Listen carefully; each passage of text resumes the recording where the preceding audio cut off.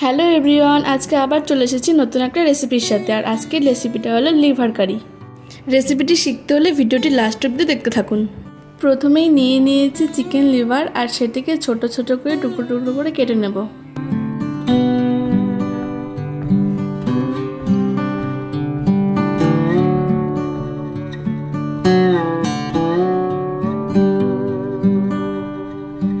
Chicken লিভারগুলোকে ভালো মতো করে কেটে নেওয়ার পর তারপর আমি জল দিয়ে ভালো মতো ওয়াশ করে নিয়েছিলাম।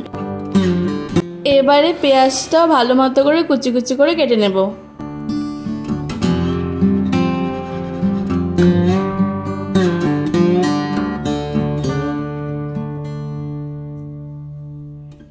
পেঁয়াজ কুচিগুলো ভালো মতো কাটা হয়ে গেছে। এবারে আদাটাও সেম একইভাবে কুচি কুচি করে কেটে নেব। আদাটাকে কুচি কুচি করে কেটে নেওয়ার পর এবারে রসুনটাকেও একটু কুচি কুচি করে কেটে নেব। রসুনটা কুচিয়ে নেওয়ার পর এবারে লঙ্কাটাকেও কুচিয়ে নিতে হবে ভালো মতো করে। এবারে এক এক করে লঙ্কা কুচি, পেঁয়াজ কুচি, আদা কুচি, রসুন কুচি সব কিছু একসাথে মিক্সিতে দিয়ে ভালো মতো করে পেস্ট করে নেব। আর তার সঙ্গে দিয়ে দেব সামান্য পরিমাণে জিরা আর ধনে গুঁড়ো। সব কিছু ভালো মতো করে পেস্ট করে নিয়েছি। এবারে আলুটা কেটে নেব। আলুটা অপশনাল, কেউ চাইলে দিতে পারেন, কেউ চাইলে নাও দিতে পারেন। এবারে আলুগুলোকে ভালো মতো কেটে নেওয়ার পর ওভেনে কড়াই চাপিয়ে তেল দিয়ে আলুগুলোকে লাল লাল করে ভেজে নেব। আলুগুলো আগের থেকেই ভেজে নিয়েছি, কারণ পরে আলুটা কারিতে দিয়ে দেওয়ার পর কোনো কাঁচা কাঁচা ভাব থাকবে না, আর খুব তাড়াতাড়ি সেদ্ধ হয়ে যায়। আর আমি যেহেতু খুব কম পরিমাণে জল দেব, তাই আমার আলুটা আগের থেকেই ভেজে নিতে হবে। এবারে দিয়ে দিব ফোড়নে সাদা জিরে আর তেজপাতা। এবারে দিয়ে দেব কুচিয়ে রাখা পেঁয়াজগুলো। পেঁয়াজটা একটু লাল লাল করে ভেজে নেব।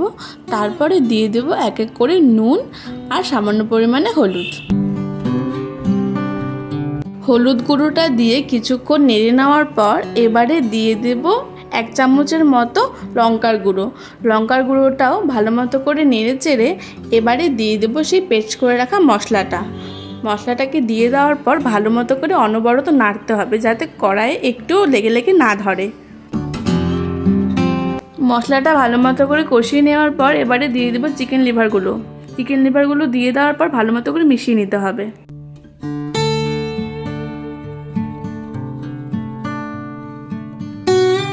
সব কিছু বেশ কিছুক্ষণ কষিয়ে নেওয়ার পর এবারে দিয়ে দেব ভেজে রাখা